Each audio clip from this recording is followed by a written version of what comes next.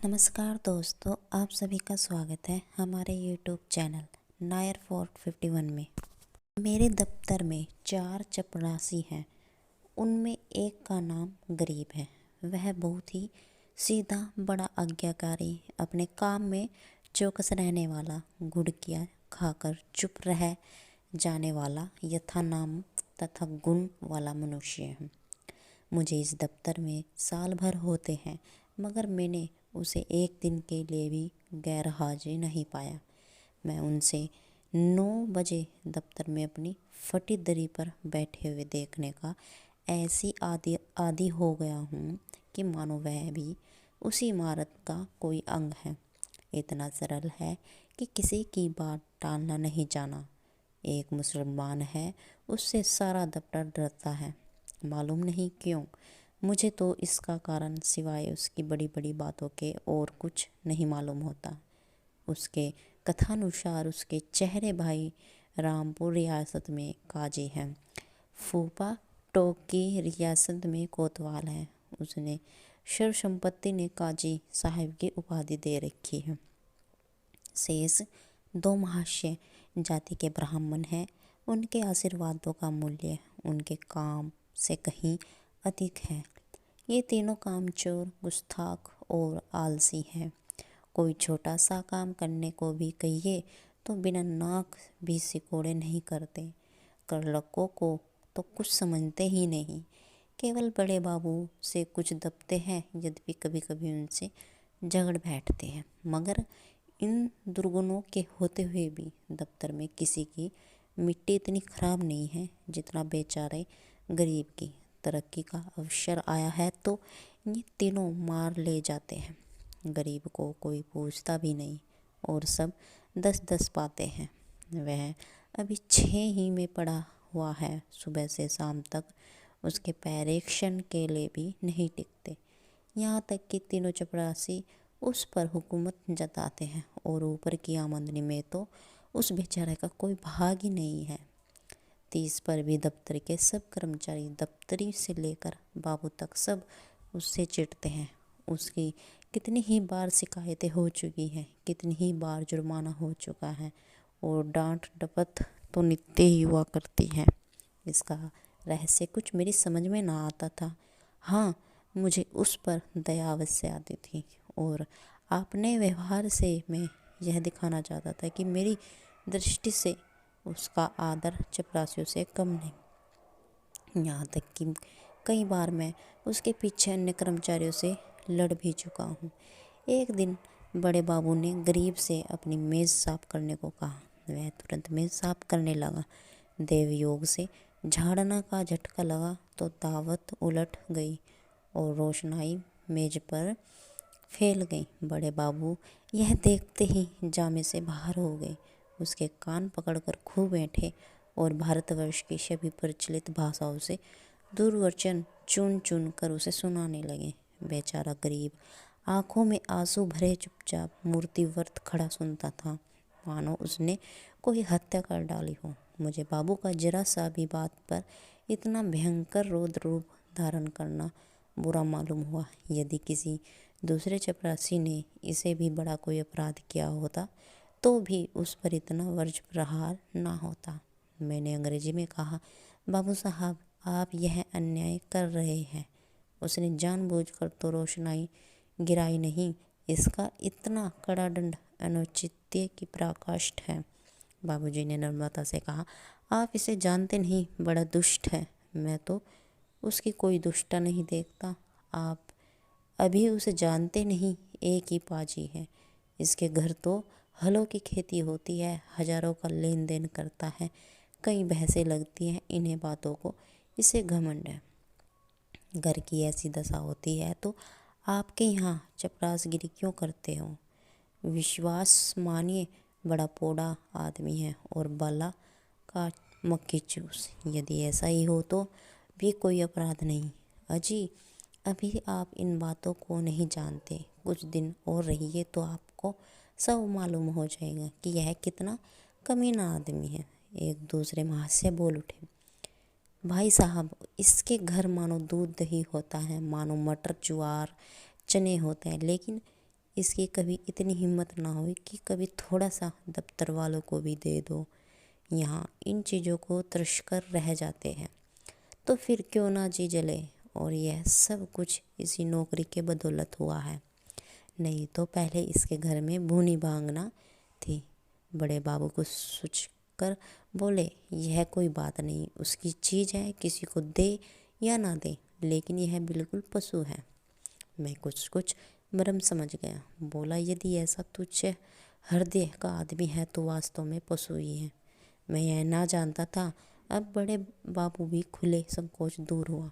बोले, इन सौगातों से किसी का उबार तो होता नहीं, केवल देने वाले की सहृदयता प्रकट होती है और आशा भी उसी से की जाती है जो इस योग्य होता है। जिसमें सामर्थ्य ही नहीं, उससे कोई आशा नहीं करता। नंगे से कोई क्या लेगा। रहस्य खुल गया। बड़े बाबू ने सरल भाव से सारी अवस्था दर्शा दी। समृद्धि के शत्रु सब होते हैं, छोटे ही नहीं बड़े भी।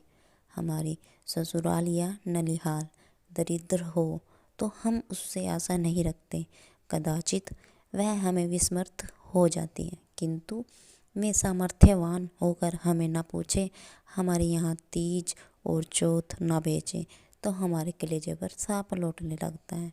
हम अपने निर्धन मित्र के पास जाए तो उसके एक बड़े बीड़े पान से ही संतुष्ट हो जाते हैं। पर ऐसा कौन मनुष्य है जो अपने किसी धनी मित्र के घर से बिना जलपान के लौटाकर उसे मन में कोसने न लगे और सदा के लिए उसका तिरस्कार न करने लगे। सुदामा कृष्ण के घर से यदि निराश लौटते तो कदाचित वह उनके शिशुपालन और जरासंध से भी बड़े शत्रु होते। यह मानो स्वभाव है। कई दिन पीछे मैंने गरीब से पूछा, क्यों जी, तुम्हारा घर पर कुछ खेती बाड़ी होती है? गरीब ने दीन भाव से कहा, हाँ सरकार होती है, आपको तो गुलाम है वही करते हैं। गाय भैंसें भी लगती हैं? हाँ हजूर, 2 भैंसें लगती हैं, मुद्दा गायें अभी गाभिन नहीं हैं। हजूर, लोगों के ही दया धर्म से पेट की रोटियां चल जाती हैं। दफ्तर के बाबू, लोगों की कभी कुछ खातिर करते हो? गरीब ने अत्यंत दीनता से कहा, हजूर, मैं सरकार लोगों क्या खातिर कर सकता हूँ? खेती में जो चना मक्का ज्वार के सिवाय और क्या होता है? आप लोग राजा हैं, यहाँ मोटी छोटी चीज़ें किस मुँह से आपकी भेंट करूँ? जी डरता है कहीं कोई डांट ना बैठे कि इस टके के आदमी की इतनी मजाल। इसी के मारे बाबूजी हिवाए नहीं पड़ता, नहीं तो दूध ही कि कौन बिसात थी, मुँह लायक बेड़ा तो होना चाहिए। भला एक दिन कुछ लाके तो दो, देखो लोग क्या कहते हैं। शहर में यह चीज़ें कहाँ मयस्वर होती हैं। इन लोगों का जी कभी कभी मोटी छोटी चीज़ों पर चला करता है। जो सरकार कोई कुछ कहे तो कहीं कोई साहब से शिकायत ना कर दे, मैं कहीं का ना रहूं, इसका मेरा जिम्मा है। तुम्हें कोई ना कुछ ना कहेगा, कोई कुछ कहेगा तो मैं समझा दूंगा। तो हजूर, आजकल तो मटर की फसल है, चने के साग भी हो गए हैं और कोल्हू भी खड़ा हो गया है। इसके सिवाय तो और कुछ नहीं है। बस तो यही चीज़ें लाऊं, कुछ उल्टी सीधी पड़े तो हजूर ही संभालेंगे। हाँ जी, कह तो दिया कि मैं देख लूँगा। दूसरे दिन गरीब आया तो उसके साथ 3 हृदय पुष्ट युवक भी थे। 2 के सिरों पर टोकरियाँ थी, उसमें मटर की पनियाँ भरी हुई थी। एक के सिर पर मटका था, उसमें उक का रस था। तीनों उक का एक एक गट्टर काख में दबाए हुए थे। गरीब आकर चुपके से बरामदे के सामने पेड़ के नीचे खड़ा हो गया। दफ्तर में आने का उसे साहस नहीं होता था, मानो कोई अपराधी वृक्ष के नीचे खड़ा था कि इतने में दफ्तर के चपरासियों और अन्य कर्मचारियों ने उसे घेर लिया। कोई उक लेकर चूसने लगा, कई आदमी टकरा कर टूट पड़े, लूट मची लग गई। इतने में बड़े बाबू दफ्तर में आ पहुँचे। यह कौतुक कब देखा तो उच्च स्वर से बोले, यह क्या भीड़ लगा रखी है, अपना अपना काम देखो। मैं जाकर उनके कान में कहा, गरीब सा अपने घर से यह सौगात लाया है, कुछ आप ले लीजिए, कुछ इन लोगों को बांट दीजिए। बड़े बाबू ने कृत्रिम क्रोध धारण करके कहा, क्यों गरीब, तुम ये चीज़ें कहाँ क्यों लाए? अभी ले आ जाओ, नहीं तो मैं साहब से रपट कर दूंगा। कोई हम लोगों को मुल्क का समझा लिया। गरीब का रंग उड़ गया, थर थर कांपने लगा, मुंह से एक शब्द भी ना निकला। मेरी ओर अपराधी नेत्रों से ताकने लगा। मैंने उसकी ओर से क्षमा प्रार्थना की। बहुत कहने सुनने पर बाबू साहब राजी हुए। सब चीज़ों में से आधी आधी अपने घर भिजवाई, आधी में अन्य लोगों के हिस्से लगवा गए। इस प्रकार यह अभिनव समाप्त हुआ। हम दफ्तर में गरीब का नाम होने लगा। उसे नित्य घुटकियाँ ना मिलती, दिन भर दौड़ने ना पड़ता, कर्मचारियों के व्यंग और अपने सहयोगियों के कटु वाक्य ना सुनने पड़ते। चपरासी लोग सब उसका काम कर देते। उसके नाम में भी थोड़ा सा परिवर्तन हुआ। वह गरीब से गरीबदास बना। स्वभाव में कुछ तब्दीली पैदा हुई। दीनता की जगह आत्मगौरव का उद्भव हुआ। तत्परता की जगह आलस्य ने ली। वह अब भी कभी देर करके दफ्तर आता, कभी कभी बीमार का बहाना करके घर बैठा रहता। उसके सभी अपराध अब क्षम्य थे। उसे अपनी प्रतिष्ठा का गुरूर हाथ लग गया था। वह अब 10वें 5वें दिन दूध दही लाकर बड़े बाबू को भेंट किया करता। देवता को संतुष्ट करना सीख गया। सरलता के बदले अब उसमें कईयापन आ गया। एक रोज़ बड़े बाबू ने उसे सरकारी फॉर्म का पार्सल छुटाने के लिए स्टेशन भेजा। कई बड़े बड़े पुलिंदे थे, ठेले पर आए। गरीब ने ठेले वालों से 12 आने मजदूरी तय की थी। जब कागज़ दफ्तर में गए तो उसने बड़े बाबू से 12 आने पैसे ठेले वाले को देने के लिए वसूल किए। लेकिन दफ्तर से कुछ दूर जाकर उसकी नीयत बदली, अपनी दस्तूरी मांगने लगा। ठेके वाले राजी ना हुए। इस पर गरीब ने बिगड़कर सब पैसे जेब में रख लिए और धमका कर बोला, अब एक फूटी कौड़ी भी ना दूंगा। जाओ, जहाँ फरियाद करो, देखो क्या ना बना लेते हो। ठेले वाले ने जब देखा कि भेंट ना देने से जमा ही गायब हुई जाती है तो रोध होकर 4 आने पैसे देने पर राजी हुए। गरीब ने अठन्नी उसके हवाले की। 12 आने की रसीद लिखवा कर उसके अंगूठे के निशान लगवाए और रसीद दफ्तर में दाखिल हो गई। यह कतूहल देखकर मैं दंग रह गया। यह वही गरीब है जो कई महीने पहले सरलता और दीनता की मूर्ति था, जिससे कभी चपरासियों से भी अपने हिस्से की रकम मांगने का साहस ना होता था, जो दूसरों को खिलौना भी न जानता था, खाने को तो जिक्र ही क्या। यह स्वभाव अंतर देखकर अत्यंत खेद हुआ। इसका उत्तरदायित्व किसके सिर था? मेरे सिर, जिसने उसे चदघड़ और दुष्टता का पहला पाठ पढ़ाया था।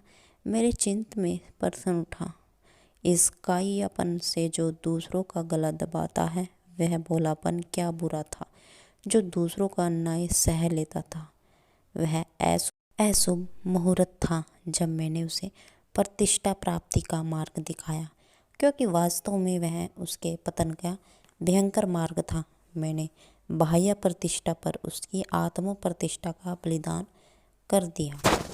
दोस्तों, आज की कहानी हमारी यहीं समाप्त होती है। मिलते हैं नई वीडियो के साथ।